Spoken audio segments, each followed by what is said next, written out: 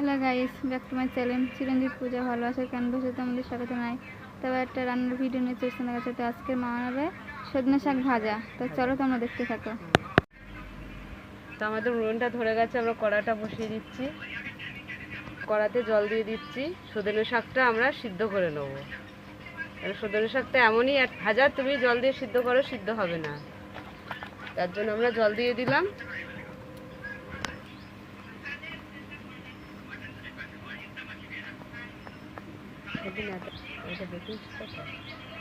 তো আমরা সজনে শাকের মধ্যে দেবো বেকিং সোডা।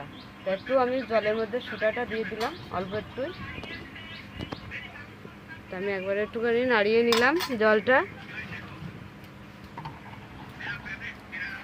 তো এখানে আছে সজনে শাক।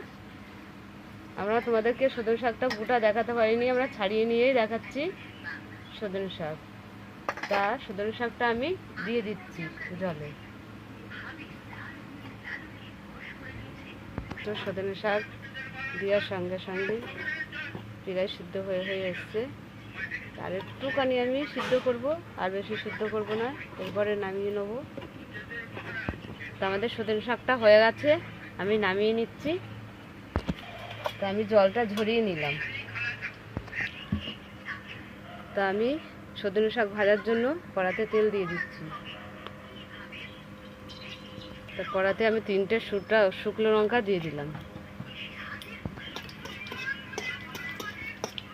তা আমি এখানে রসুন দিয়ে দিচ্ছি। রসুনটা একটু লাল হবে। তা রসুনটা আমাদের ভাজা ভাজা হয়ে এসছে। এবারে দিয়ে দেবো সজনে শাকটা, দিয়ে দেবো কড়াতে।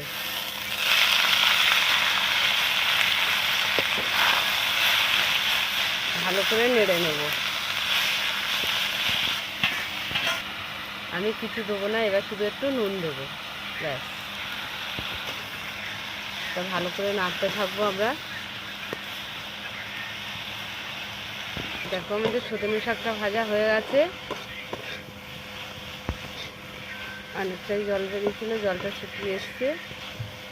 তাহলে জলের মধ্যে আমি নুনটা দিইনি, তো তার জন্য জলটা বেরিয়েছিল। আমাদের সজনে শাকটা ভাজা হয়ে গেছে, নামিয়ে নিচ্ছি।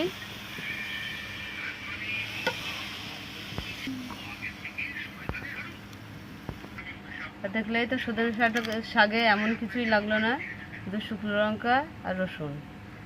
তা তোমাদের কেমন লাগলো বলো। ভালো লাগলে লাইক, কমেন্ট, শেয়ার করে দিয়ে সাবস্ক্রাইব করে দিও। ভিডিওটা অবশ্যই আপনারা দেখবেন, সাবস্ক্রাইব করে দেবেন। টাটা।